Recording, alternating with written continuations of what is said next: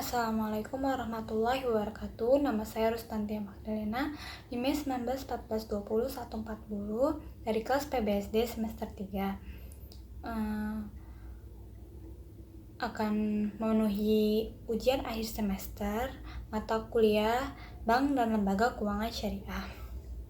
Untuk soal yang pertama ada perbedaan gadai emas pada penggadaian syariah dengan bank syariah dan mana yang lebih menguntungkan.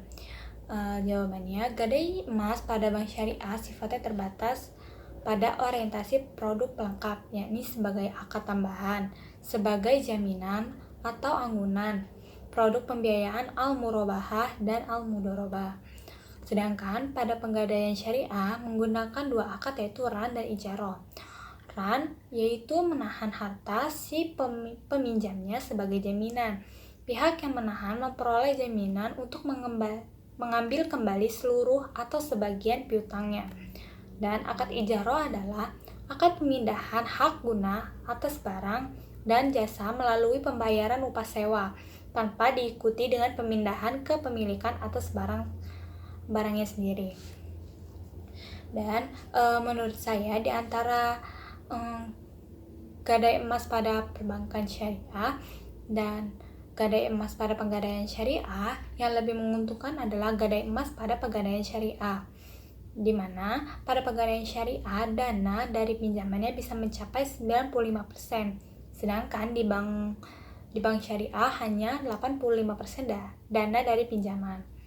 Lalu untuk soal nomor 2, jelaskan pendapat Anda, apakah peran lembaga zakat pada masa pandemi COVID-19 sekarang ini sudah melaksanakan tugas dan fungsinya secara baik untuk mensejahterakan masyarakat Indonesia? Jawabannya, terjadi pandemi COVID-19 berdampak kepada kehidupan masyarakat di Indonesia, mulai dari kesehatan, ekonomi, maupun sosial masyarakat.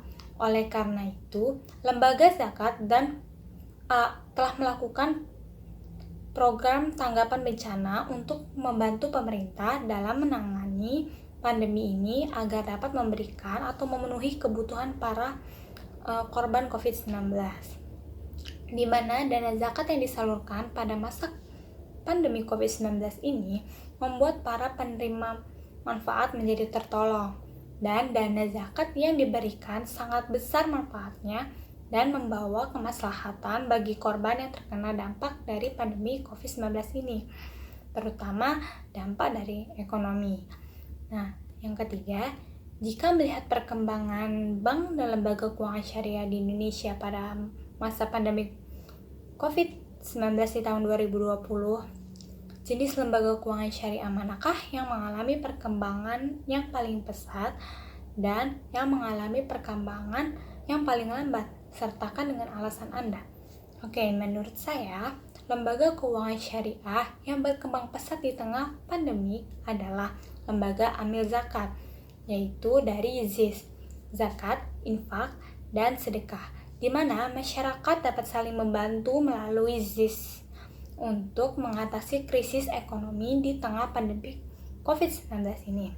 Nah, perkembangan yang lambat menurut saya itu adalah IKMS atau institusi keuangan mikrosyariah, karena menurunnya risiko likuiditas di mana anggota lebih memilih menarik simpanannya dan menghentikan pembayaran simpanan karena terdampak COVID-19 ini. Mungkin itu aja yang dapat saya sampaikan. Kurang lebihnya mohon maaf. Wabillahi taufiq wal hidayah. Wassalamualaikum warahmatullahi wabarakatuh.